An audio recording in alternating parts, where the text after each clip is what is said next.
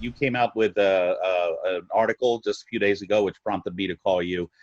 We have the Lieutenant Pedrini problem going on in town, and I think it's kind of been exacerbated by what happened with the murder of George Floyd on May the 5th.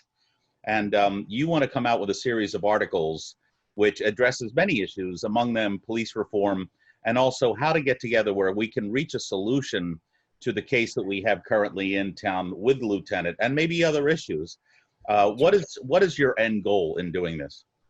Yeah, great question. So I think the end goal, at least for me, and like my participation in this, is it's not just narrowly to, although this is like a big component of it, and why I got so engaged in this particular issue with Lieutenant Pedrini and his writings. It's not just an issue of like, that we need to have this process, bring it to a resolution, and it's over and done with, and we can all move on with our lives, right? Because like clearly, like this kind of, I see this as like, especially on a local level, like here in Arlington, like this issue with Lieutenant Pedrini's writings and what the town's response should be to those writings and to his employment with the APD and so on.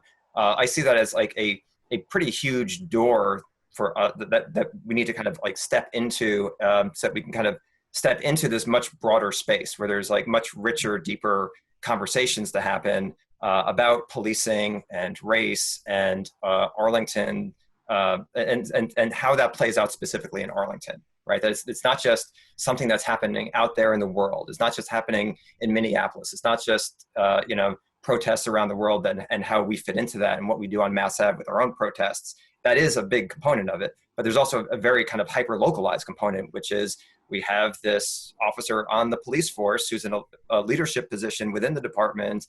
He's written these terrible, awful, hateful things, and the town leadership saying, well, it's too hard to kind of to get rid of him from the force. And there's just a lot to dig into there about like, well, what are the actual, like, what's the menu of options that we actually have? Like, how did the decisions actually, get made to get us to where we are now? And are there any of those decisions that we should revisit at this point?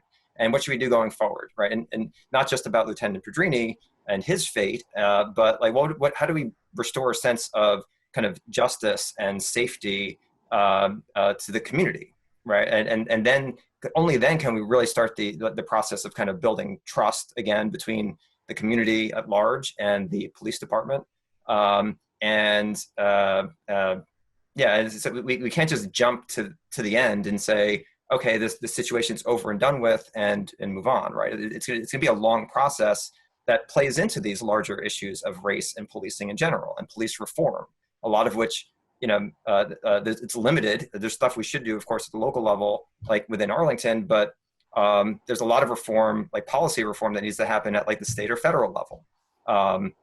And so it's kind of like, we need like a full court press on all the dimensions of this really complex issue, right? And so I think with George Floyd, for instance, like you mentioned, with his killing, like that just kind of raised it like on a lot more folks' kind of consciousness than it was before, and really shifted things. Like a few years ago, Black Lives Matter was generally perceived as like a pretty controversial organization, and now it's like squarely in the mainstream and it has tremendous amount of public support, right? Like something has clearly shifted there, right? And we should use that. We should make use of that shift and that momentum, and also apply it to these local situations that are very specific to Arlington, like the Pedrini matter.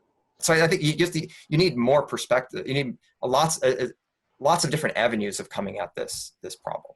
And this is like a more kind of informal, like grassroots sort of way. Well, and that could be very constructive, and it starts from within, it starts with the people. So I wish you nothing but the best of luck with this, Greg, because you have your work cut out for you, but it may yield marvelous things that we have not seen in a few years because of all the chatter, all the bickering.